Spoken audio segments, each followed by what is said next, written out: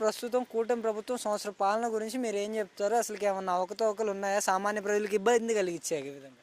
అవన్నీ మనం చెప్పలేము పెట్టేవు కనుక ఇది కరెంట్ బిల్లు కావాల్సింది ఏమన్నా కనుక కరెంట్ బిల్లు పెరిగాయా? పెరగటం ఏంది మామూలుగా కాయలేదు 50 రూపాయలు, నాకు వచ్చేది 50 రూపాయలు రావాలి డబ్బులు.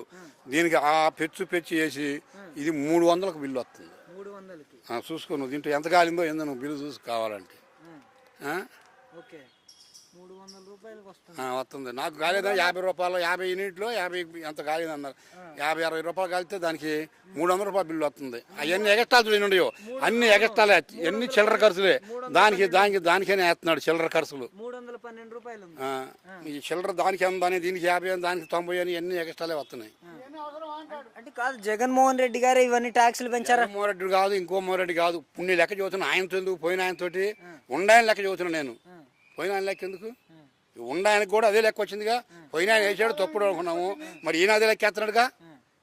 పోయిన సంవత్సరం 20 అని, 19 సంవత్సరం 30 అని, ఇవన్నీ టోటల్ వచ్చేసరికి ఎంత అవుతుంది? 50కి 300 అవుతుంది. 50 ట్యాక్స్ రూపాయలు ట్యాక్స్ ఎక్కువ వేస్తున్నాడు ఒక కరెంటు బిల్లులోనే. మరి సంక్షేమాల రూపంలో మీకు అందజేస్తున్నారు కదా, 4 పథకాలు అయిపోయాయి. పింఛన్ ఇస్తాడు, ఇచ్చాడు పింఛన్ సక్రంగా ఇచ్చాడు. నాకు పింఛన్ వస్తుంది, బాగానే ఉంది. గ్యాస్ బండ నాకు ఉంది. నాకు అసలు ఇల్లు ఒకటి 4 సెంట్లు ఇల్లు తాలమే ఉంది.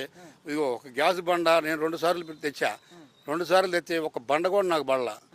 ఆడకపోతే ఏమంటున్నారు, ఫోన్ నెంబర్ ఇస్తున్నారు. ఆ ఫోన్ నెంబర్ ఇస్తే చేసి ఎన్ని మూటనా చెయ్యి, ఆ ఫోన్ ఎత్తరో. 3 రోజులు ఫోన్ పని మీద ఉంటాను నేను. అసలు ఆ ఫోన్ ఎత్తరో.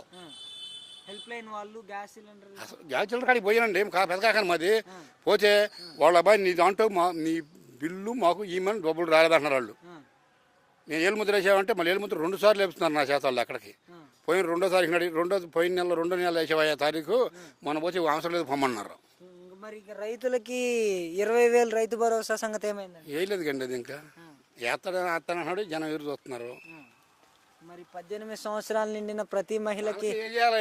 ఎప్పుడు వేయాల్సింది, సంవత్సరం అయిపోయింది, సంవత్సరంన్నర అవుతుంది, మరి వేయలేదు. మరి వాళ్ళేమో అదిగో ఇదిగో ఆడవాళ్ళు గోలు చేస్తూనే ఉండరు. ఈయనేమో వేద్దాం ఇబ్బంది అంటున్నాడు. అంటే మరి బీసీలకి 50 సంవత్సరాల వాళ్ళకి ఫింక్షన్ అని కూడా అన్నారు. ఇలా ఇంకా అది 2 సంవత్సరాలు పెడతాడే అనుకుంటున్నాం మేము. 2 సంవత్సరాలు దిగబోతే పెడతాడే అనుకుంటున్నాం మేము. మరి అధికారంలోకి రాగానే పెట్టాలి కదా. పెట్టాలి, మరి పెడితే బాగానే ఉంటుంది, అందరికీ బాగానే ఉంటుందిగా. అదేమంటే బడ్జెట్ లేదంటున్నారు.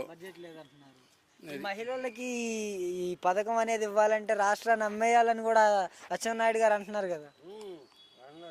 అమ్మేవాడు ఎందుకు చెప్పాడు ఆ మాట? మరి అచ్చెన్నాయుడు ఎందుకు చెప్పాడు ఆ మాట? స్టేజ్ మీద చెప్పలేదు ఆయన. స్టేజ్ మీద చెప్పలేదు అచ్చెన్నాయుడు. మరి ఇంకా ఇది